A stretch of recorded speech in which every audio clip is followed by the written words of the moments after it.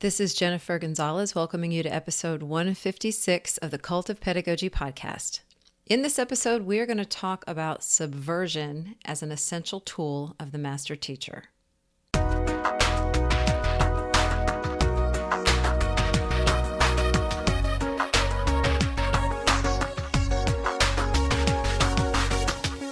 When you hear the word revolutionary, what kind of person do you picture? Are they marching in the streets, fist in the air, speaking passionately to crowds, leading boycotts, strikes, demonstrations? I'm guessing that whatever you're seeing in your mind, it's not a teacher. Maybe you can picture a teacher strike, but beyond that, do you ever think of teachers as revolutionaries? I am starting to, because some of the best teachers perform revolutionary acts every day. I'm not talking about helping a child get over a difficult academic hurdle or inspiring a class to try hard on a test. I'm talking about breaking the rules to do what's best for kids. I'm talking about subversion. And I've come to the conclusion that if someone wants to be a master teacher, acts of subversion are a necessary part of the job. I've always kind of known this, but the idea really crystallized for me while I was reading Melinda Anderson's new book, Becoming a Teacher. In the book, Anderson illustrates the complexities and joys of teaching by following the career of LaQuisha Hall, an English teacher in the Baltimore public school system. Readers watch Hall struggle to find her voice as a first-year teacher, hook up with mentors who would support her growth, and work through the trial and error cycle of developing lessons that would reach the kids in her classes. As her career progresses, Hall also occasionally chooses to buck the system for the sake of her students. The first instance of this was when she allowed students to opt out of reading the text required by her school's curriculum and instead choose something from Hall's library of racially and culturally diverse books. The move resulted in far more students being engaged in and excited about the task of analyzing literature. This small but significant act of subversion is the kind of thing I'm talking about. Hall knew her decision was risky. It could not only get her into trouble with her superiors, but because she's a Black teacher, she was assuming a greater personal and professional risk than if she were white. But it worked. And this kind of thing happens in classrooms everywhere. Smart, qualified, ethical teachers breaking rules, finding workarounds, and flying under the radar to do things in a way that aligns with their expertise and experience, not the way they're told to do them. These decisions are not made to avoid work or for the sake of being defiant. They arise from a perfect storm of knowing what your students need, learning best practices from educational research, and being stuck in a system where change comes slowly, if at all. Becoming a Teacher is not a book about subversion. It's a book about a devoted, creative, award-winning teacher who impacted the lives of so many students. But when we planned our conversation about her book, I asked the author, Melinda Anderson, if we could focus on the theme of subversion, because it surfaced so many times in the book. Anderson has written prolifically about education and equity for years now, and I knew that experience would give her a unique perspective on the topic.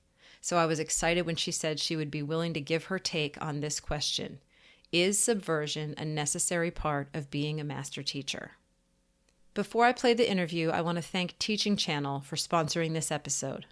We all know that no teacher got the professional development training they needed to deal with 2020. Teaching Channel wants to help educators get the tools they need to support students this school year with their expert design PD courses. All of their 20-plus courses are available to anyone with a Teaching Channel subscription. They all take under 2 hours to complete. Some of their most popular courses right now include Moving Your Instruction Online, Culturally Relevant Teaching, and Fostering Family Partnerships. Teaching Channel subscribers can also watch over 1,400 classroom videos that showcase best pedagogical practices from around the country. You can find videos of every grade level and observe top teachers in hundreds of different classrooms. And Cult of Pedagogy listeners can get 30% off a monthly or yearly subscription. Visit teachingchannel.com/cult to learn more.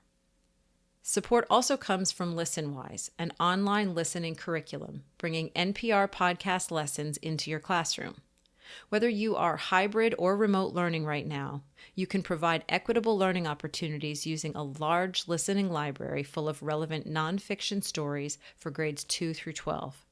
With ListenWise Premium, you can access curated lessons with built-in literacy supports, comprehension quizzes for progress monitoring, interactive transcripts so students can read along as they listen, and more. Explore podcast lessons at listenwise.com/cult of pedagogy. Now, here is my interview with Melinda Anderson. Melinda, welcome to the podcast. Thank you, Jen, for having me. So we've got a really an interesting topic that we're going to talk about today. But before we get into it, introduce yourself to my readers. Just tell them a little bit about who you are and how your work intersects with education. Thank you. I'm an education writer with a deep interest in how race, identity, and culture intersect with teaching and learning. I've written on education for well over 25 years, and during that time, I've really tried to aim and focus my work on how silences around race and racism create and uphold inequalities in education. Mm-hmm. As for my bio sketch, I started my writing career in Philadelphia as a freelance reporter for the Inquirer, which is the city's largest newspaper. And after that, I transitioned to the field of education communications. I worked for nonprofits and the school district of Philadelphia on an initiative targeted toward underrepresented youth in STEM. And I later moved to the Washington, D.C. area where I now live, and I provided executive speech writing and writing support to education association leaders for many years. In 2014, I returned to my roots in freelance journalism, and since then, I've been writing on education for The Atlantic, The Washington Post, Ebony Magazine, Slate, and other major news outlets. And most recently, I published my first book, Becoming a Teacher, which profiles an award-winning Black public school teacher in Baltimore, and which sparked our conversation today.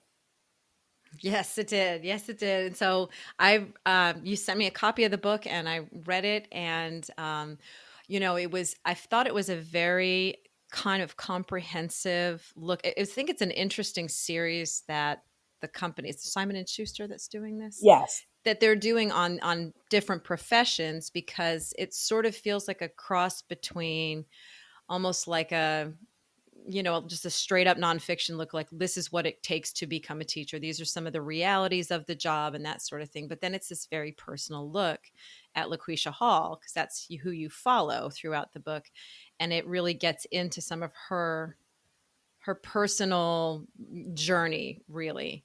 And you had said that you, in the book, and you have told me this too, that you chose specifically to feature a Black teacher to show some of the specific challenges that Black teachers face. that's true. The Masters at Work series explores different professions by profiling an exemplar master of that profession. And I knew that I wanted to profile a Black teacher because I wanted to intentionally amplify voices that are seldom heard in the conversation around great teaching. Right. And so when I'm reading it, I keep noticing that the stuff that I was highlighting and underlining had a common theme that kept coming up for me, which was this idea of subversion.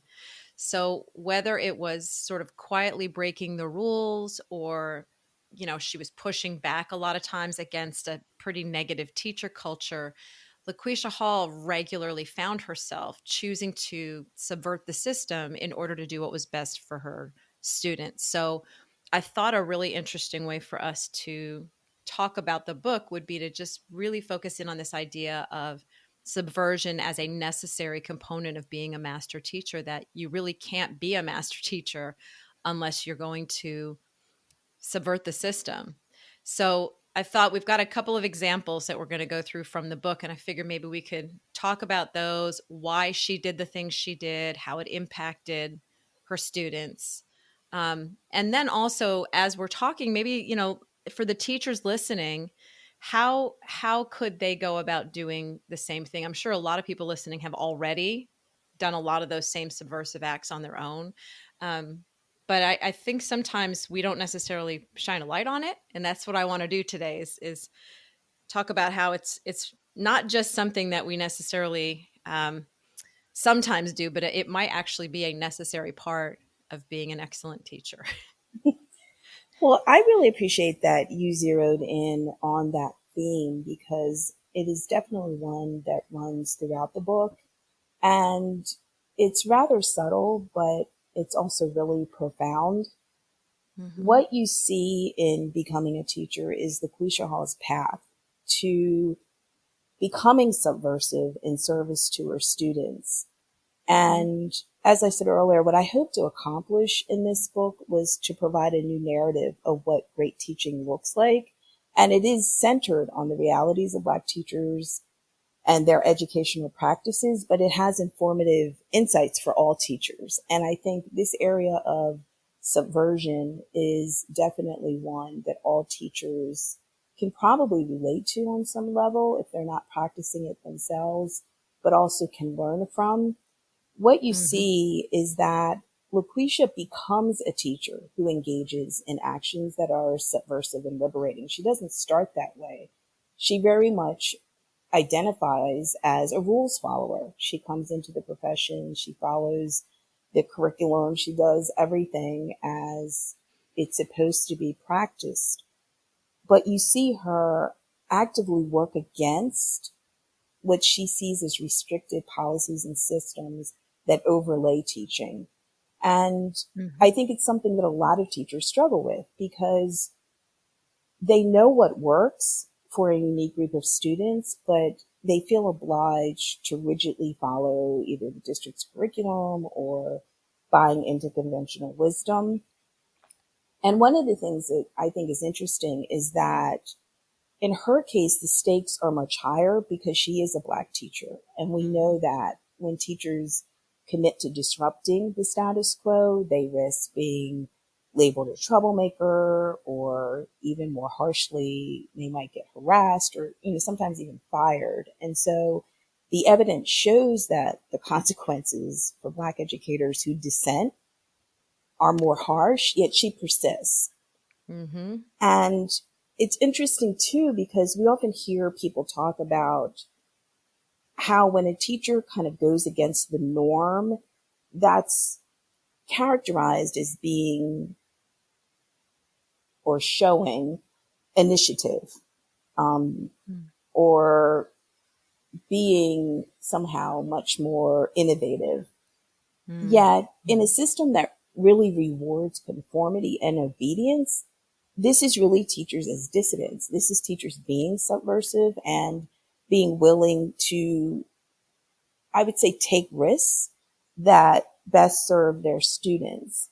And I can definitely get into some of the examples that illustrate this. So yeah, the book has a ton of examples of ways that she sort of quietly bucking the system. And one of them is actually super relevant right now, which is this idea of whether or not to talk about highly charged topics in class, or to just, a lot of teachers make it their policy. I don't discuss politics. I won't get into current events in any way because I don't want to cause problems.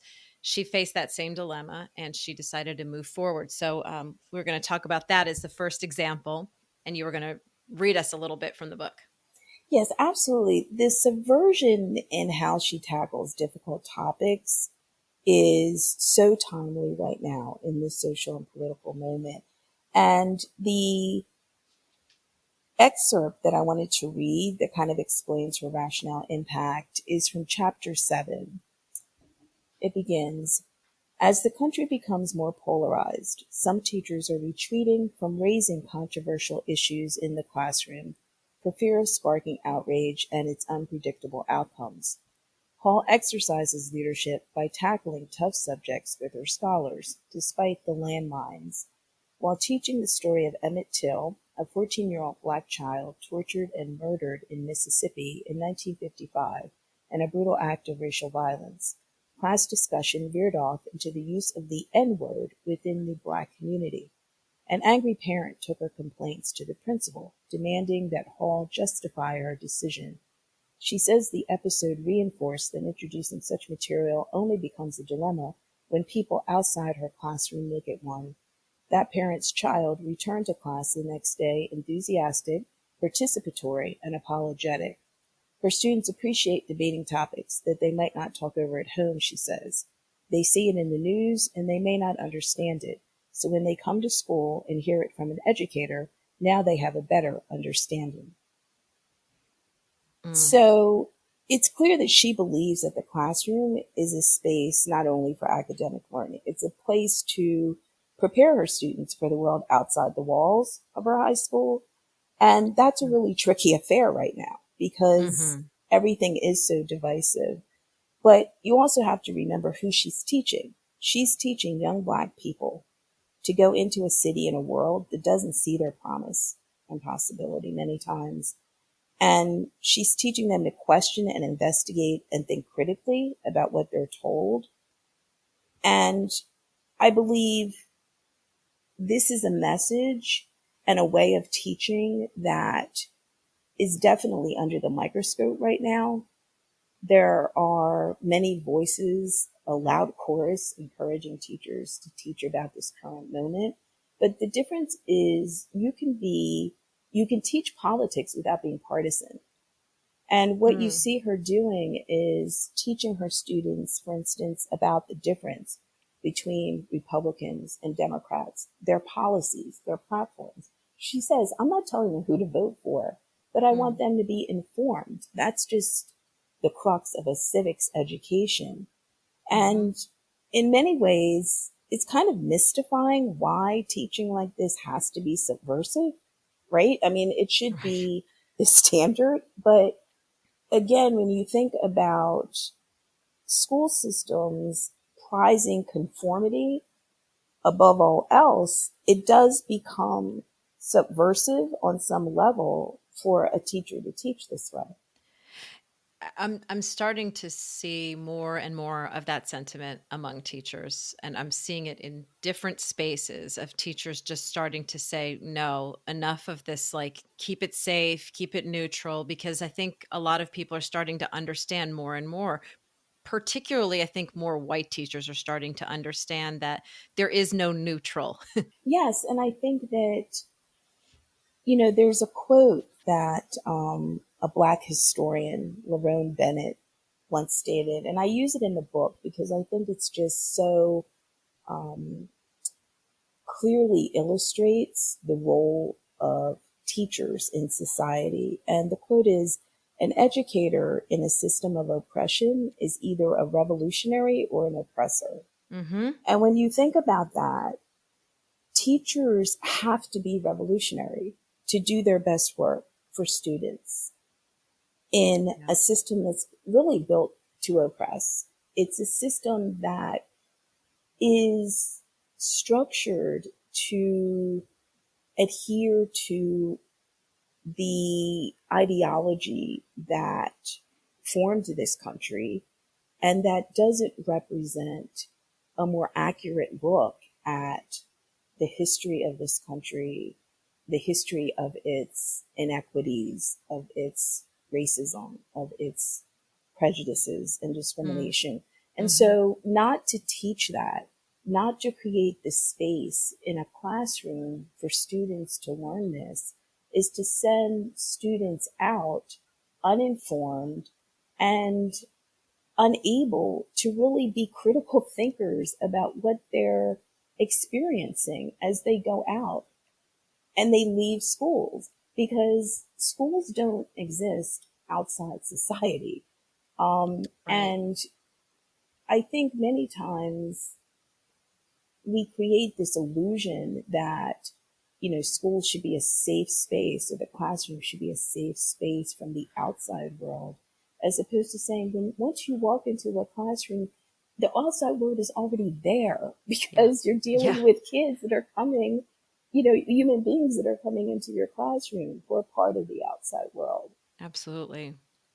How, you observed her quite a bit. What would you say was her, I don't know, her approach or sort of her way of doing this to where it ultimately went okay? Because, she got this parent complaint, but then everything was fine. I mean, do you think it had mostly to do with her audience, that was, the reason she didn't get a lot of pushback? Or was there something in the way that Lucretia taught that generally, made it go okay? I think that her general mindset was that I need to do what's best for my kids. And Hmm. so I don't want to paint a portrait that she didn't run into opposition, right? Hmm. Or that she was somehow immune from administrators and, Right.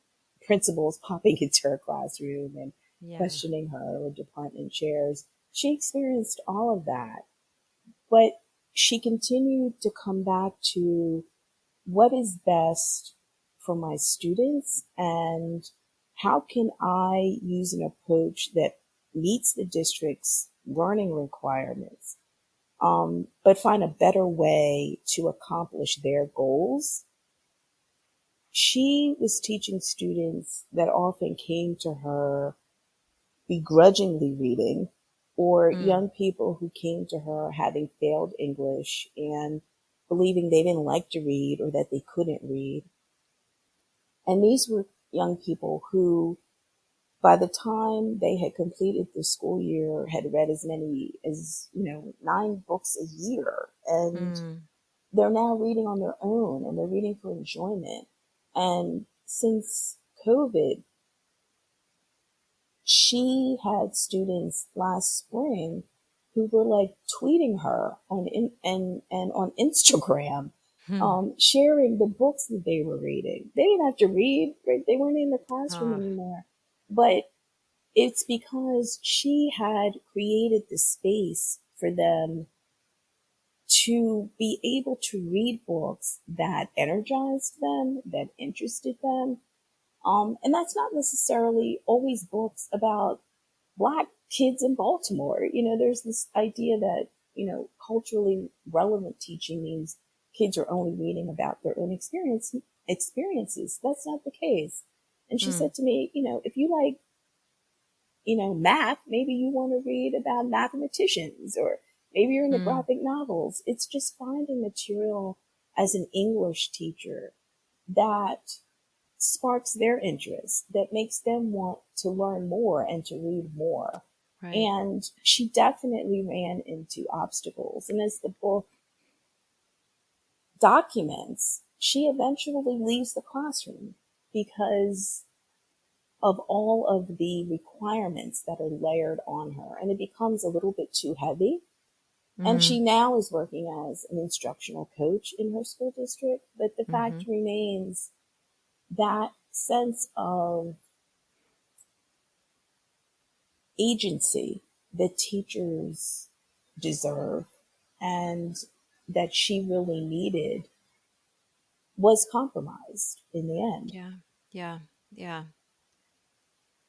You were talking about, the books that she put in students' hands. That was the second example of her subversive decisions, was to go against the canon, and the recommended list of books that she was supposed to be teaching, and she just went ahead and used other books with students basically, and created these, kids who love to read. She did. And again, she came to this over time. After Mhm. teaching the district's scripted curriculum for many years, and seeing how her students responded to the assigned text. I mean, she would joke with me about, they would scoff and roll their eyes, and, how young people often express themselves. Mhm. And she chose to incorporate a more inclusive set of authors. And she also it wasn't just the selection of books, but she moved away from having the entire class read and analyze the same book Yes. and Mm-hmm. incorporated much more student choice. And in the book, I go into kind of how that was structured, but quickly she would introduce the themes for that quarter. So maybe it was character analysis or whatever the theme might be, using the assigned text. So she was teaching what the standard required for that quarter, but Mm-hmm. then she would allow the students to read their own books to actually flesh that out. Right. And it was very effective in really it was very effective in being able to show that there is a way for teachers to teach beyond the curriculum and still meet the district's requirements for what students should be learning. This wasn't some kind of rogue um, Right. type of activity at all. And I think the fact that her students continue to do well and to show through assessments that they were doing well was an indication of there are better ways for districts to accomplish their learning goals and to allow teachers to use their firsthand expertise to meet these larger goals. Mm-hmm. Yeah, it sounds to me like sort of the formula for succeeding with this kind of subversion is number one, have a kid's best interest in mind. And then number two, be doing something that will ultimately produce results that can back up your decision. Yes, absolutely. And Yeah. she was able to do that. And I think that, in some sense, became a real frustration because she began to see, I'm doing what you're asking of me. Mm. I'm meeting the standards, I'm meeting the benchmarks that you've set. But again, the sense of compliance, the fact that she was stepping outside of this really narrowly defined um, script for how she should be teaching over time um, had a very negative impact. Mm. It can wear you down after a while. Yes, yes, Yeah. definitely. Yeah.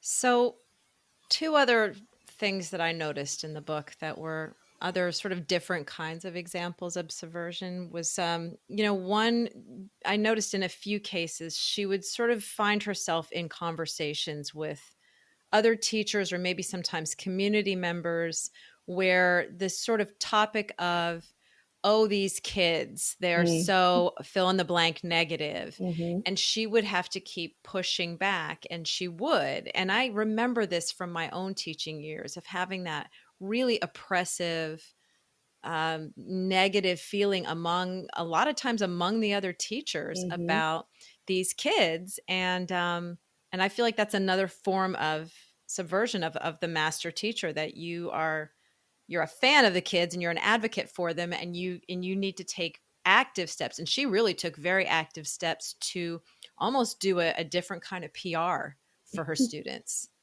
Yes, it's great that it's fascinating that you mention your own experience as a teacher Mm. because one of the things that LaQuisha said often was that she tells newer teachers to stay out of the teacher's Yeah. lounge Yep. because that's just this kind of black hole of negativity sometimes. It is. But also the fact that she found sometimes walking in the morning that the hardest part was dealing with the other adults. And it just shouldn't be that way Mm-mm. in the Mm-mm. school building. But you do find her countering these negative stereotypes and perceptions of Black students, both with her colleagues, but also just with other adults in the community. She makes a very intentional stand to refute the negative portrayals of Black youth in the media and is very persistent in taking on news reports that are Mm. so negative about Black students who she knows, right? And that's, I think, what she continually returns to, is that the kids that you're describing are not the young people that I teach. They're not the ones that I sit and that I see that are sitting in my classroom, writing stories, that are Right. publishing books. And so she is very clear about saying over and over again to people who seek to disparage Black youth that no, I'm not going to stand for that. Mm-hmm. And I think it's mostly because at the forefront of her mind, she is responding to kids in front of her. She's not content just to go along with the notion that Black kids can't do this, or they can't learn this, or they should be reading this, or be able to do that. And she refuses to buy into society's deficit views of Black young people because she has a firsthand perspective that says otherwise. Right, right. And she even took to social media. She's got you describe her Instagram account, how it's deliberate and intentionally pushing out images and narratives of the great things her students are doing. She's used social media very effectively as almost this counter narrative Mm-hmm. on the brilliance of Black students. And it's incredible to see her sharing from her classroom what they're reading, what they're doing, different activities, different lessons. But it's also interesting to see the response that she often receives Mm, from mostly white teachers saying, how did you get your kids to do that? Or how did you get them to read mm, that? And so she takes that often as a challenge that I can show you how I got them to do this. I mm. introduced it, right? But Yeah. also, it just speaks to, I think, largely in society, the ideas that are often rooted in biased and racist assumptions about young Black students. Um, she's showing that there is another narrative out there, and doing it in a very skillful way by not saying you should be doing XYZ, but let me show you how to Mm, do XYZ. mm-hmm. Mm-hmm. So one last thing that I remembered from the book that was again a different kind of subversion, but and feel like it falls in the category of why bother, which was she spent over $2,500, and we're not necessarily advocating for teachers spending a lot of their own money, but I No, think this not at is an all. example of a teacher kind of doing what other people would sort of look at and say, why are you even bothering with this? She created a Scholar of the Week and Friends corner in her classroom, highly decorated, really cozy, and a place for, one student and chosen peers to hang out in. And the way you describe her whole classroom in the book is really amazing. But she really does go that extra step to make her classroom special. And this is another thing that I sort of remember from teaching too, of that attitude among other teachers sometimes, of just like, why would clock out, man, it's 3 o'clock, like why do that one extra thing? um and so I feel like she's subversive too, in terms of making things a little extra special sometimes. And she not only makes them special, but she really has gone to bat on social media on people, or gone to bat against people who disdain what Mm. she has spent because she posts pictures on Instagram. And there are Hmm. people who respond and say, why are you spending all of this money? And Yeah.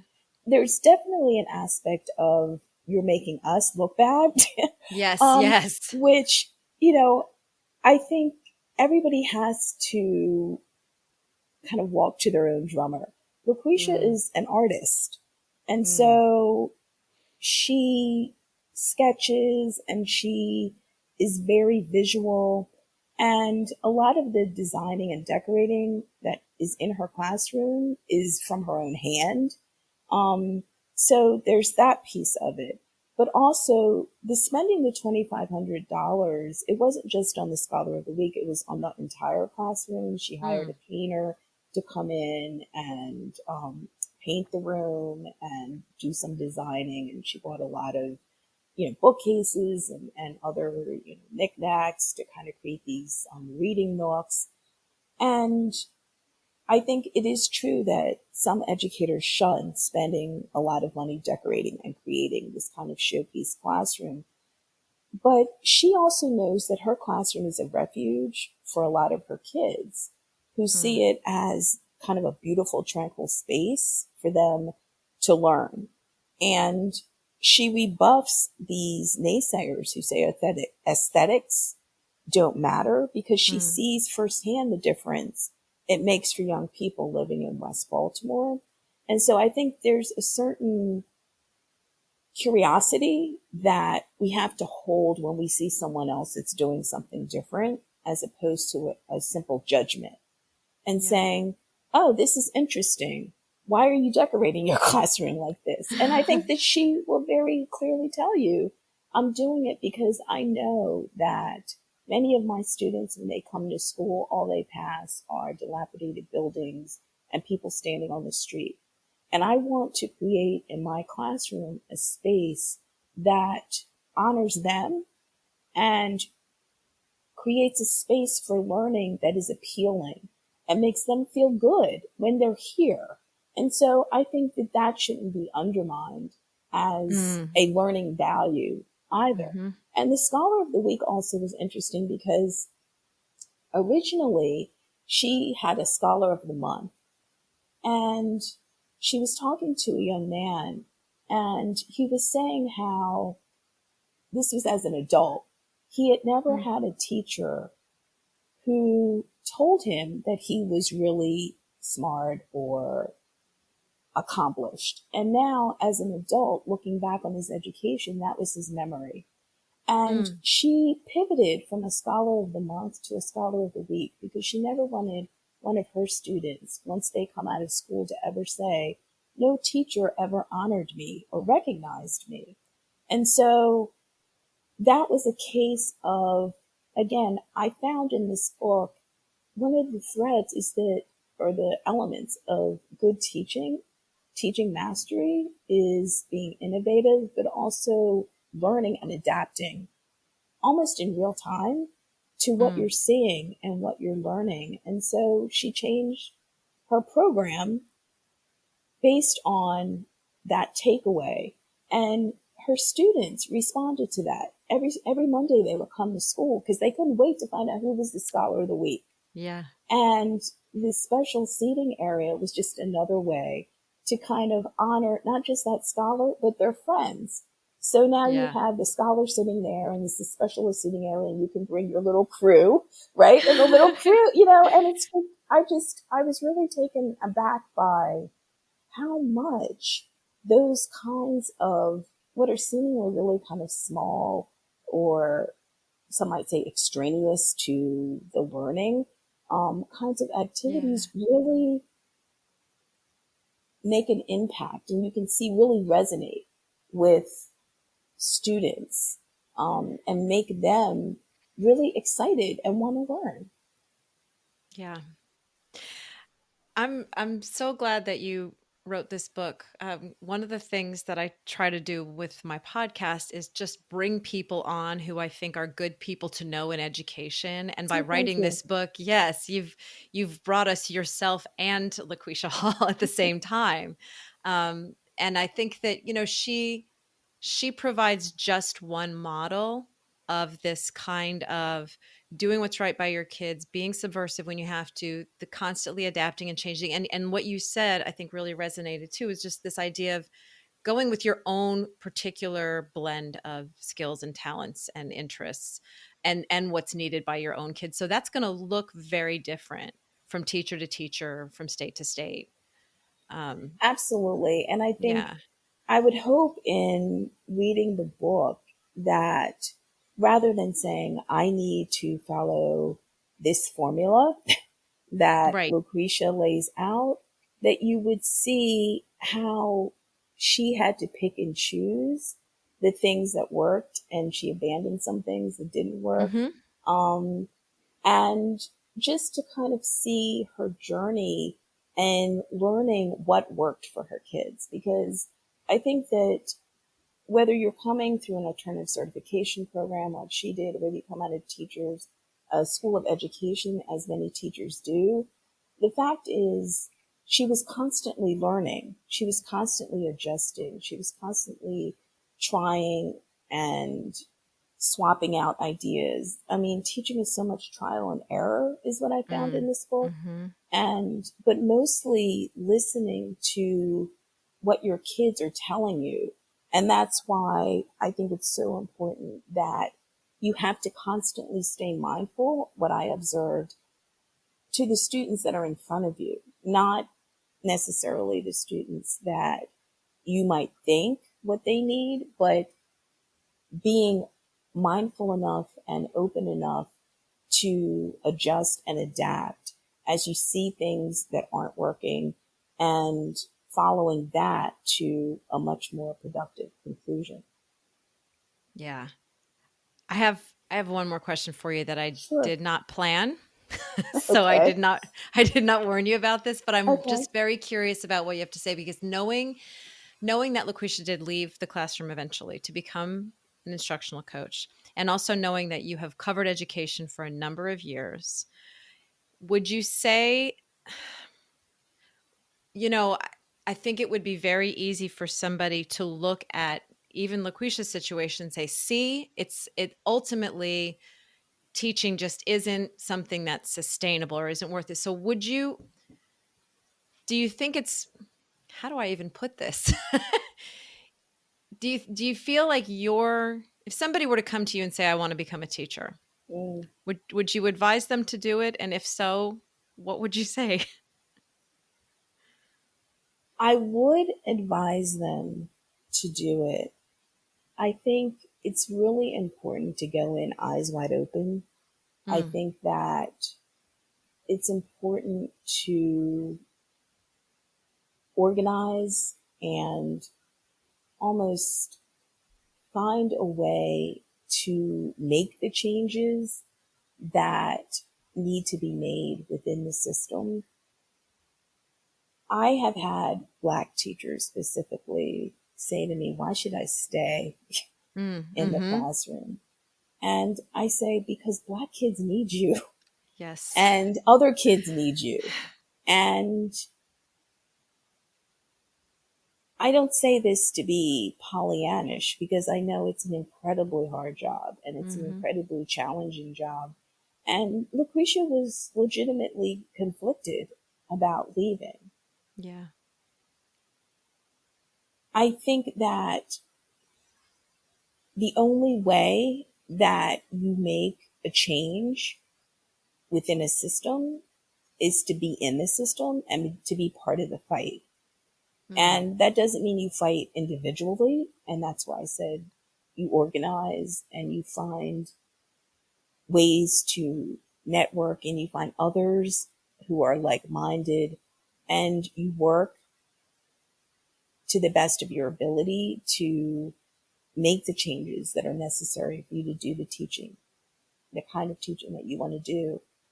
But I do believe that there is space within the system to make these kinds of changes. It's not going to happen overnight, and it mm, requires more than teachers simply working alone. It requires school leaders, and it requires communities who elect school board members, and it has to be more of a coalition effort.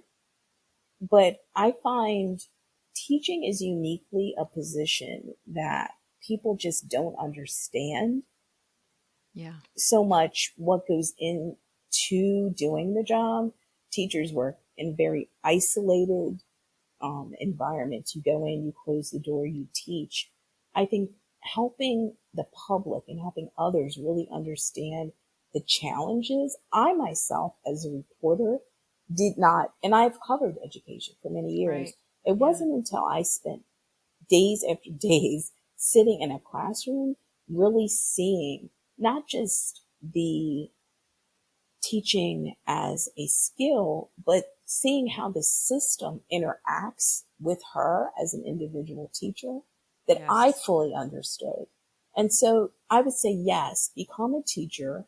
Don't go into it and idealized and don't Mm. go into it thinking I'm just going to teach kindergarten and, pass my children off to first grade and, it's all candy and rainbows. Go into it knowing that it is a political position. It is a position that you have to fight for and be prepared to put in that kind of time and effort. How is Thank that? you. Does that It sound way was, too idealized? no, I no, it mean, that's a doesn't. hard question because I know, it but it was a is good really, answer. was it? I- Because I do feel like yeah. so many times, and I think about like schools of education, they don't prepare young people to go Nope. into classrooms understanding the political aspects of teaching, Uh-uh. right? And the Absolutely fact not. that, Yeah. what you do in your classroom, everybody has their fingers in it, right? And, Yeah. whether it's your funding or your supplies or whatever it is, everybody has something to say about what you do. And if you don't understand that, then it can be really defeating once you get in there and you think, I'm just going to do all these great things in the classroom, but I don't have money to do this. And now they're telling me they're going to change my curriculum again and blah, blah, blah, Right. And Right. so there's this real sense of, teaching is held up as this really kind of, um, um, like heroic profession, right? Yeah. That, Hmm. and at the same time, it's treated like glorified babysitters, And so it's Yeah. just like, there's so many, kind of, there's like this falsehood that surrounds the profession. And I think we just need to be really more honest with young people that they go into it. I'd love to just see some of these young organizers that are out in the streets become teachers, right? Yeah. Because Right. it's like they're bringing that spirit and that kind of organizing, justice minded philosophy, that really is needed in Mm-hmm. teachers. Mm-hmm. The thing that I keep thinking over and over again is that if we had schools full of LaQuisha Halls, we would not have a problem. So we just need more and more people with that mindset, and not Yes. necessarily her specific blend of things, but just that level of sort of commitment. And we've kind of covered it all, but just, yeah, because I think if she had 12 colleagues with the same mindset, she never would have Right. felt the need to leave the classroom Yes. because she feel That's so bolstered by true, that. Jen. Yeah. Exactly. And because she very much felt, that's such a sharp point. She very much felt like she was always outside the norm, Yeah. right? Yep. And so at some point, always feeling like you're walking against the headwinds, Yeah. you just get exhausted. Yep. And you're right. If there's like 12 other people and all of you are walking against it, then you're Yeah. going to make so much more headway. You Yeah. lock arms and you walk forward. Yeah. And so, yeah, but if you're just kind of like that buoy out in the ocean bouncing around, then Yes. yeah, Yes. it's an entirely different environment. So we're gonna wrap this up. Tell Okay. us where people can find you online. I know we've got the book is called Becoming a Teacher, and it's available now online. And I will send links to it and everything. But if people want to just find you in general, where's the best place to go? Well, the best way to learn more about me and to keep up with my thoughts and musings is on Twitter. Mm-hmm. My username is at MDA Writer, and I'm fairly active on Mm-hmm. Twitter. I guess I should say for good or ill. um, I also have an extensive archive on the Atlantic's website. So if you Okay. were to search my name and the Atlantic, you'll find dozens of articles that I've written. And I'm really proud of it because I think that the work that I did for them brings a lot of context to issues around race, ethnicity, and education. And it's a really diverse range of topics and pretty informative selection. So you've got a very to check that out. Prolific body of work out there. Yeah, it's impressive. Thank you. It's all really, really good work too. So thank you so much for coming on here. We're already sort of making tentative plans for you to come back in the spring. So yes, that's a may great not be the teaser. last time. I can't wait. Yeah. Thank you so Jen. much. I appreciated it. Thank you. For links to Melinda's book and a full transcript of this interview, visit cultofpedagogy.com, click podcast, and choose episode 156. And check out my new mini course, 4 Laws of Learning, at cultofpedagogy.com/laws. Use the code LISTENER at checkout to get $5 off the course tuition. Thanks so much for listening, and have a great day.